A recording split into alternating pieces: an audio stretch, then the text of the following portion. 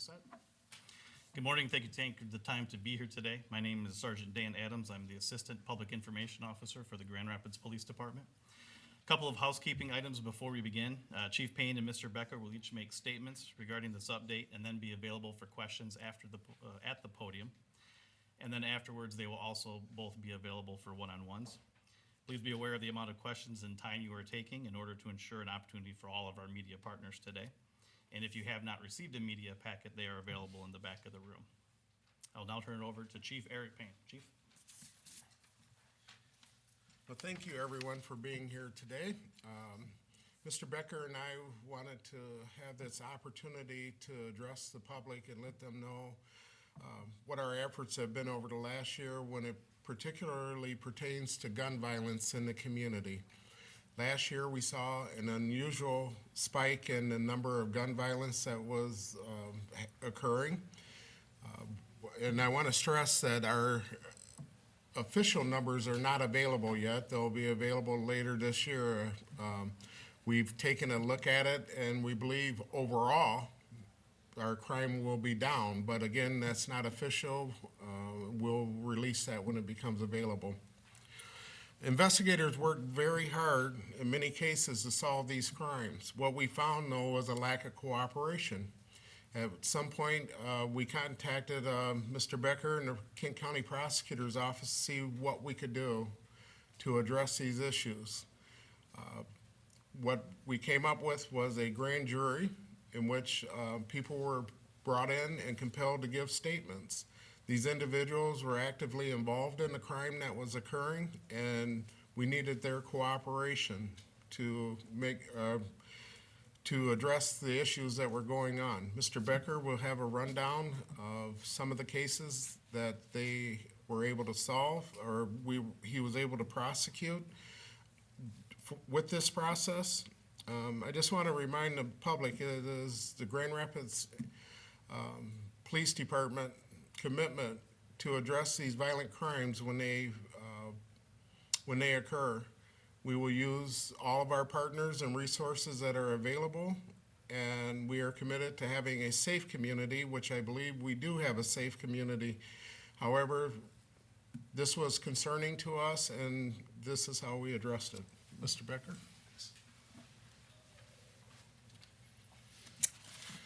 Yeah, thank you, Chief. Thank to all of you being here. In response to a spike in violence last year in the city, much of which involved youth in local street gangs, the Grand Rapids Police Department and our office partnered up, and we joined with 61st District Court to convene what is called a one-man grand jury.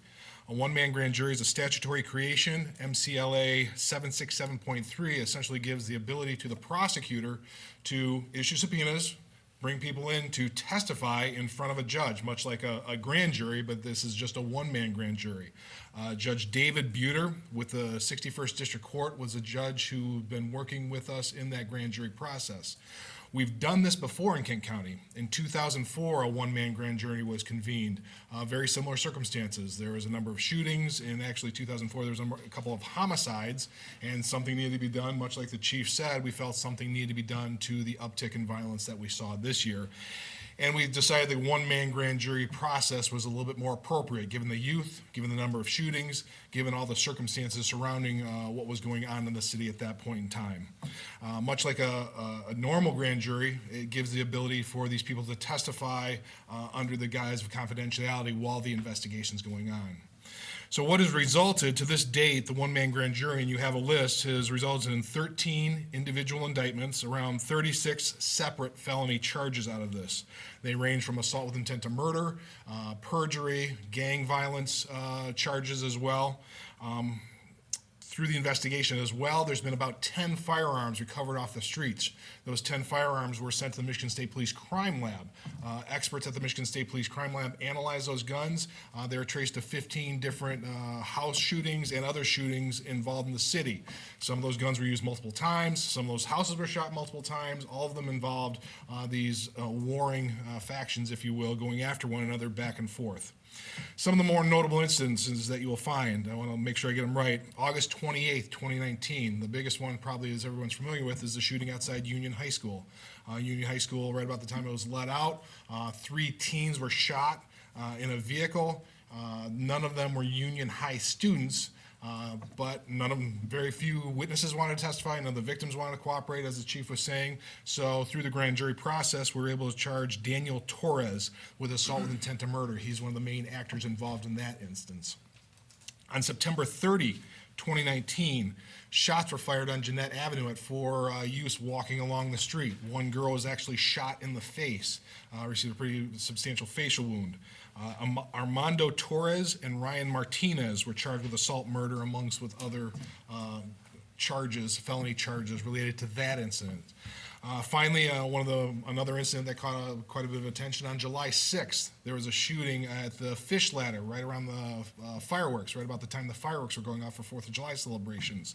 Out of that, Raymond Barrios has been charged with the crime of murder for what occurred there.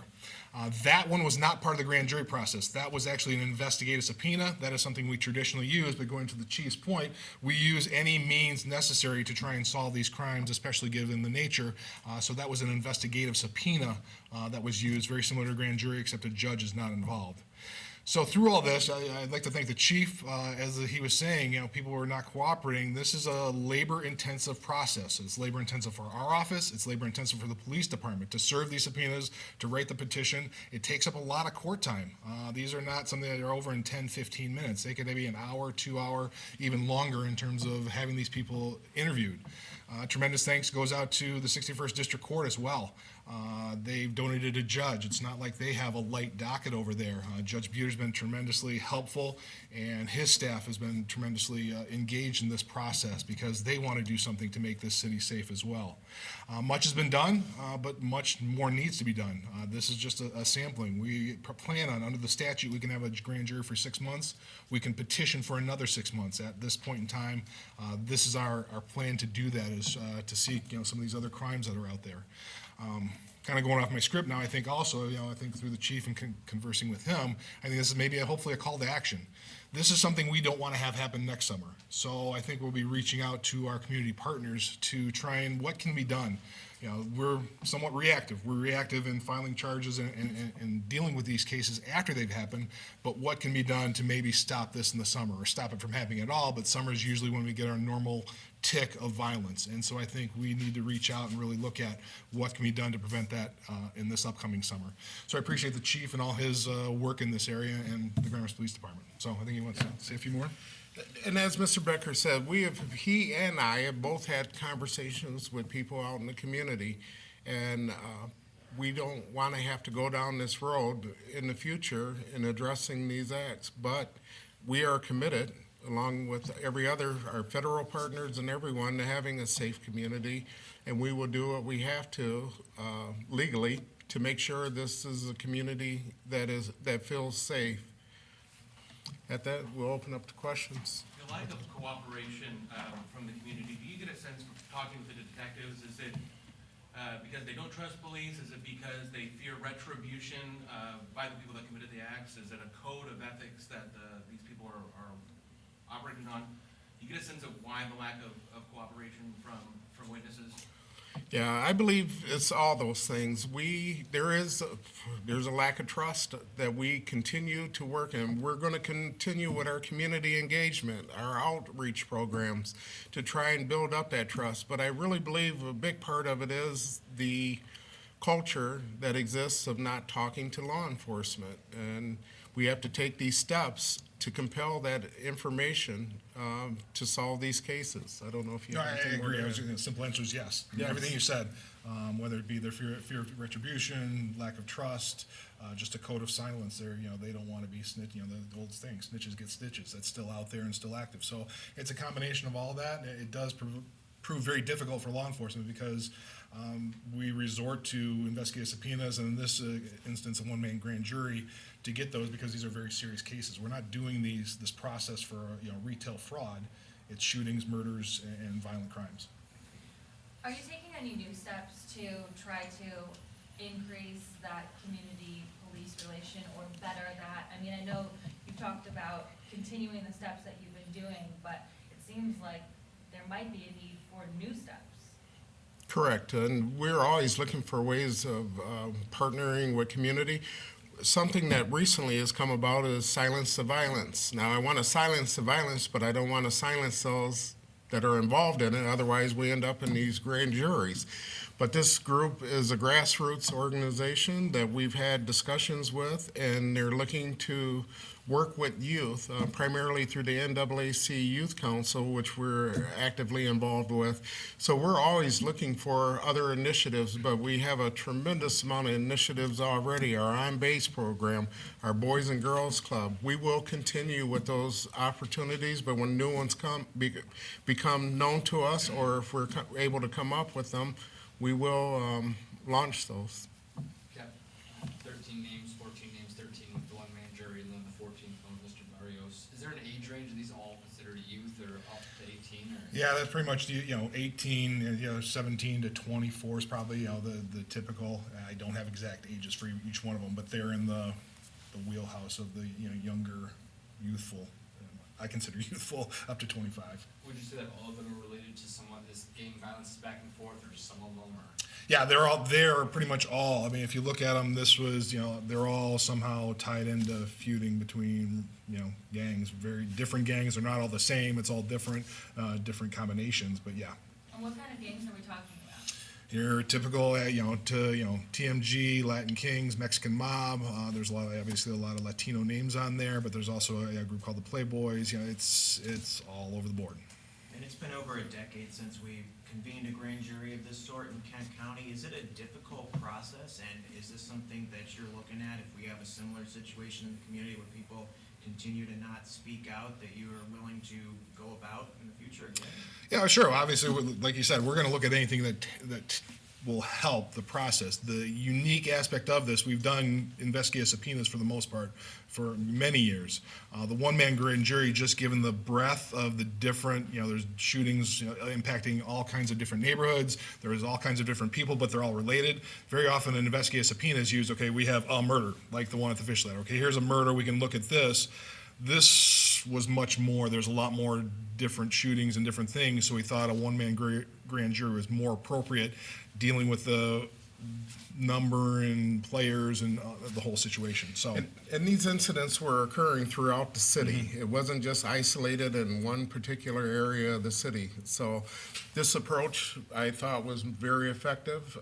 It's unfortunate we had to get to this point of doing that to compel the testimony. But again, if that's what it takes to stop this violence, we're looking to do it. And Chief, I noticed a lot of these charges are perjury charges. Does this help to get the message out there that you're not going to come in here in our investigation and say nothing or lie to us, that we are going to create an environment where you need to be involved in this process? That is correct. We want people to cooperate. I believe it's unfortunate we have to get to the point of filing criminal charges, and maybe Mr. Becker can speak to that specifically. These incidents are occurring. We need people to cooperate. and yeah, to some extent, the perjury is somewhat of a last-ditch effort, whether it be the investigative subpoena. They're read their rights in the investigative subpoena, and at the end of an investigative subpoena, they're told, okay, this is your last chance, kind of a fail-safe. This is your last chance. If there's anything you told me right now that was not the truth, you can come clean now and avoid this. They don't have necessarily the same language in a grand jury, but I know they, part of it is, hey, you necessarily don't confront them with, so-and-so told me, but we know something different. You need to come clean, and that's a very, it's not just we get something and charge them. We try and get them to come off of it and tell us the truth before we file those charges. We're looking for the truth. Yep. Can you explain the one-man jury process? Grand jury. Essentially, what we have to do is just petition the court, 61st District Court. So we send a petition kind of listing all the different crimes. And in this case, there's, a number of shootings that we listed. The court takes a look at that. They assign a judge. In this case, they obviously assign Judge Buter. And then it's much like a grand jury. We issue subpoenas. We bring people in. Detectives sometimes go out and bring people in. And then we call them, put them under oath, testify in front of a judge this time in a courtroom. And the judge listens to the evidence. And essentially, what happens is once we find there's enough evidence, we file an indictment. We think it is, we have enough evidence. The judge who has heard this, so we go to Judge Buter. In all these cases, when you get to, there's not in 61st District Court, they're up at circuit court because they've kind of already had their probable cause hearing. So they're just moved right up into circuit court and charged with a felony because the judge has heard the evidence, says, yes, I've seen enough evidence, and boom, it goes up to circuit court. So essentially, it speeds up the process. No, I wouldn't say that. I mean, obviously, this is February, and we're dealing with, cases from, back in When the did you summer. start doing this? It's been about 6 months, it's maybe a little bit short, maybe 5 months, but it's been a ballpark. We've been working on this for quite a long time, and, it's not, I wouldn't say it's any faster. I mean, yeah, it removes maybe a step at the district court level, but I can't say it's faster necessarily. Is there any gang that in particular that was more egregious? No, I can't say that. Nope. Just for clarification too, when someone comes and they're made to testify, they're not allowed to plead the fifth or they remain silent? Sure. They can still plead the fifth if there is something like that. They can, if there is, and somebody, they'll appoint them an attorney and go along. So if there is, technically, if they think there's, a Fifth Amendment right, they still have that within the process. Generally, we have an idea of what occurred. We don't go into a cold. And most of the time, we know what that person's involvement is. And a lot of times, they've committed no criminal act. They're just witnesses. However, they feel compelled to lie, and that's where you end up with the perjury part. Or they may have a small part in it, and that's where attorneys get involved, and they work out what will be said, and eventually we get to the truth. Talked about these 10 guns being recovered. Do we know if any of those have been connected to thefts, those guns being taken from gun shops or houses? Yeah, I don't have the lab reports back on that. I know they were all sent to the Michigan State Police, and eventually we'll get a report back on what they may or may not be linked to and different incidents that have occurred. Yeah, I didn't look. I don't have that information right now, if we have it. Mr. Barrios was charged with the most serious crime with open murder here. Do you know when he was arraigned or? He has not been. He's still at large. Anybody else here that's still at large, or most of these? Most of them have been, they're already up in circuit court. I don't, right off the top of my head, I don't think there's anybody still, there may be one. And we'll ask the public if they know where Mr. Barrios is, please let us know. Are you He's, anticipating a similar summer to last summer, or are you guys get a feel of the activity somewhat, but are you anticipating more activity, less? it's hard to anticipate that. What I want the community to know is that we are committed to having a safe community, and we hope that we do not have a repeat of last year. Eventually, sometime later in the spring, Mr. Becker and I have talked to other community people. I'd like to have something similar to this to address leading into the summer months. That's when we generally have an uptick in these type of incidents, to let the community know that it's not acceptable, it will not be tolerated, and hopefully we don't have to go down this road again. Yeah, and I echo that. I really hope not. Like he said, I've had a discussion with Bo Torres, the executive director at the Hispanic Center, and he's fully supportive of trying to get programming. What can we do proactively for these, African American or Latino youth to prevent this, from get them out of this cycle of violence? So we've already started those discussions. I think both of us will be engaged more with community partners and trying to, call to action what can be done so we don't have another summer like this. Yeah, Pastor Jerry Bishop, I've talked to him about, we've had, and others, so we've had those conversations, hopefully leading up to where we'll have a safe summer. Is there any indication of the reason for the uptick last summer? Have you learned Just- anything? Other than stupid, really stupid kids things. I mean, it's, there's no great, reason for these guys to fight, fights over girls, fights over people said something. It's just, really, I can't think if there's any good reason to resort to violence, but, in terms of resorting to violence, there's nothing extraordinary, just stupid things that escalate. Last question, folks? So 13 indictments, how many people were brought to the one-man grand jury? All of them on that list except for Mr. Barrios. So all those that you have I'm the list. sorry. In total, so did you indict everyone that? No, you the brought? witnesses, how many people we brought in, I don't know that. We didn't keep track of exactly how many people testified. Roughly? Oh, 100, probably 100 people, I would guess, because this is, it wasn't just these 13, yeah. And why hold this press conference today? What's the reason? You could have done all these indictments and carried on with your business, why make it public, why make this statement? I think we've kind of hit a point where we've got kind of had the final up the indictments. The union high school one was kind of filed up within the last couple of weeks, and we wanted to say, hey, we're doing something, and kind of a good call to action, given February, looking ahead to summer. We thought this would be a good point to maybe address this. Well, much was made about the violence that was occurring. I mean, it was all over the media. So this is what we are committed to do to make sure we don't have a repeat of this summer. So I think it was timely that the citizens of Grand Rapids know that we are committed to keeping this a safe community. So that's the reason we're having a press conference. As it was reported of all the violence that was occurring, it's important to let citizens know it's not acceptable. Thank you. If anybody wants a copy of Mr. Becker's statement, we've got hard copies available if you'd like them. Thanks for coming.